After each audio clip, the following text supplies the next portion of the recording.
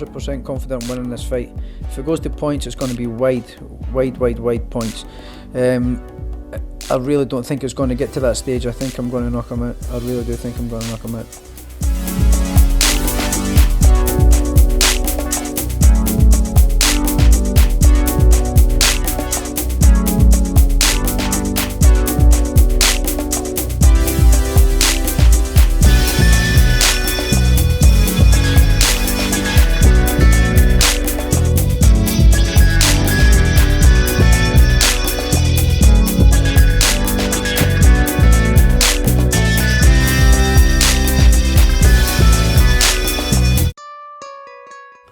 Ramirez and Taylor fought for 140-pound supremacy. Early, Ramirez looked good. He was shooting the jab, body shots. And I don't remember what round it was, but I think it was the third or fourth that he had Josh Taylor hurt. And it was back and forth action early until the sixth round. Josh Taylor caught Ramirez with a pull counter, dropped Ramirez. He got up and fought back. And then we go to round 7 when the referee told him to break. Ramirez, to protect himself, got caught with an uppercut. A punch he didn't see coming, dropped him, and Ramirez was clearly hurt. Got up on shaky legs, but there's only 12 seconds left in the round, so he survived. And the final scores were 4-14, 112. That's around what I had it at. I thought the fight was pretty even. Both guys did their thing. Josh Taylor did a little bit more, just like the Regis Prograis fight. And I have to give it up to Josh Taylor. He's fighting great competition. He's not ducking anybody. And now he's undisputed. What's next for him? There's a lot of options. There's Gervonta Davis. There's Terence Crawford at 147. There's also Teofimo Lopez. Congrats to Josh Taylor, who's a very skilled fighter. Welcome to the pound-for-pound list.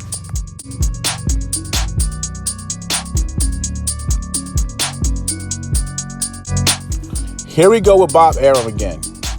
Bob Arum continues to hate on Anthony Joshua and Eddie Hearn. I mean, did he say Puloff was about to beat Anthony Joshua? Puloff was supposed to knock out Anthony Joshua. Now we have Alexander Usyk, who is a great fighter with good skills, but he is unproven at heavyweight. And for that reason, I expect Joshua to beat Usyk, who didn't look really good against Witherspoon, and Derek Chisora gave him a fight. I expect Joshua to win. But if he loses, so what? That's what happens when you face top 10 competition, and Usyk is a top 10 heavyweight. Meanwhile, his guy Tyson Fury is fighting Wallin, Schwartz, and Wilder for the third time, who he dominated. Arum makes every excuse in a book why he couldn't make that Crawford-Pacquiao fight. Oh, this country wouldn't pay the side fee. This country wouldn't pay the side fee. But meanwhile, Al Heyman is having a fight in Las Vegas against Errol Spence. And he wants Crawford to wait for the Ramirez-Taylor winner, and they're going to move up to fight him. To me, Bob Arum is the worst promoter in boxing. Look at the superstars he had and they left. Manny Pacquiao, De La Hoya, Floyd Mayweather. The reason he's so jealous of Eddie Hearn, because Eddie Hearn, to me, is the best promoter in boxing. Now, does he bat 100%? No, but he's better than alternative in Arum. I'd rather have Hearn than Arum. At least he tried to get his fighters the best paydays, the biggest fights, rather they win and lose. He does his job as a promoter. A promoter works for the boxer. And I know people will bring up Demetrius Andrade. He hasn't done nothing for him or whatever. And like I said, he doesn't bat 100%. But at least he does more than Bob Arum does. As far as him hating on AJ, if AJ left Eddie Hearn and he wanted to side with Bob Arum, you don't think Bob Arum would sign Anthony Joshua? Think again. Most Spence fans think Spence is going to go in there and kill little Manny Pacquiao. But Pacquiao's trainers see it differently. They think Spence is a better matchup than Terence Crawford. Actually, Nolan Neri and Bobby Fernandez was relieved when they found out Manny Pacquiao was fighting Spence instead of Crawford. They just think stylistically, Terence Crawford is a more difficult matchup than Manny Pacquiao because he has more dimensions in his game. You know, Terence Crawford's a switch hitter. I think Terence Crawford is a better puncher than Errol Spence.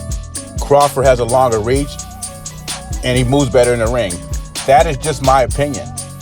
If you can remember this interview Freddie Roach did about 1 or 2 years ago. After he beat Keith Thurman, they asked him who would he like to see Manny Pacquiao against.